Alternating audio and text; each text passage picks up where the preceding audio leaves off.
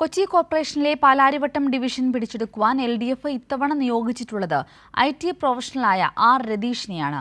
നിലവിൽ തൊട്ടടുത്തുള്ള പാടിവട്ടം ഡിവിഷനിലെ സിറ്റിംഗ് കൗൺസിലറാണ് രതീഷ്.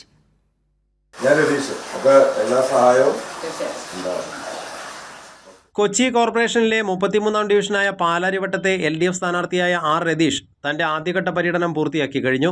വോട്ടർമാരെയെല്ലാം നേരിട്ട് കാണുന്ന രതീഷ് ഡിവിഷന്റെ വികസനവുമായി ബന്ധപ്പെട്ട കാര്യങ്ങളും അവരുമായി ചർച്ച ചെയ്യുന്നു.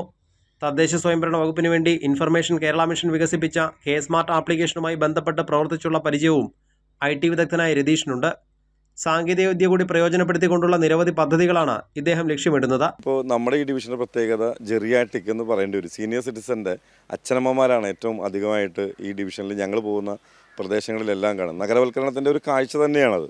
അപ്പോൾ ഒരു മൊബൈൽ അധിഷ്ഠിതമായിട്ടുള്ള അവരെ കണക്ട് ചെയ്യാൻ പറ്റുന്ന സിസ്റ്റം, എപ്പോഴും കൗൺസിലറായിട്ട് ഇൻട്രാക്ട് ചെയ്യാൻ കഴിയുന്ന ഒരു നൂതന ടെക്നോളജി ഡെവലപ്പ് ചെയ്യണം എന്നുള്ളൊരു ആഗ്രഹമുണ്ട്.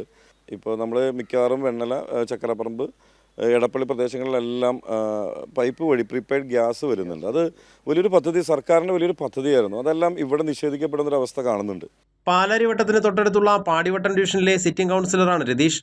സാങ്കേതിക രംഗത്തെ കഴിവിനൊപ്പം കോർപ്പറേഷൻ കൗൺസിലറായുള്ള 5 വർഷത്തെ പ്രവർത്തന പരിചയവും മുതൽക്കൂട്ടാകും.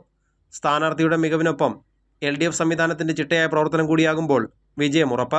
കൊച്ചി കോർപ്പറേഷനിലെ LDF ഭരണസമിതി നടത്തിയ വികസന പ്രവർത്തനങ്ങൾ ജനോപകാരപ്രദമായ രീതിയിൽ പാലാരിവട്ടത്തേക്ക് എത്തിക്കാൻ നിലവിലെ UDF കൗൺസിലർക്ക് കഴിഞ്ഞിട്ടില്ല. സിറ്റിംഗ് കൗൺസിലറായ മിനിമോൾ തന്നെയാണ് ഇത്തവണയും പാലാരിവട്ടത്തെ UDF സ്ഥാനാർത്ഥി. സീറ്റ് വാഗ്ദാനം നൽകി കോൺഗ്രസ് വഞ്ചിച്ച ജോസഫ് അലക്സ് UDF വിമത സ്ഥാനാർത്ഥിയായി മത്സരിക്കുന്നുണ്ട്. കൈരളി ന്യൂസ്, കൊച്ചി.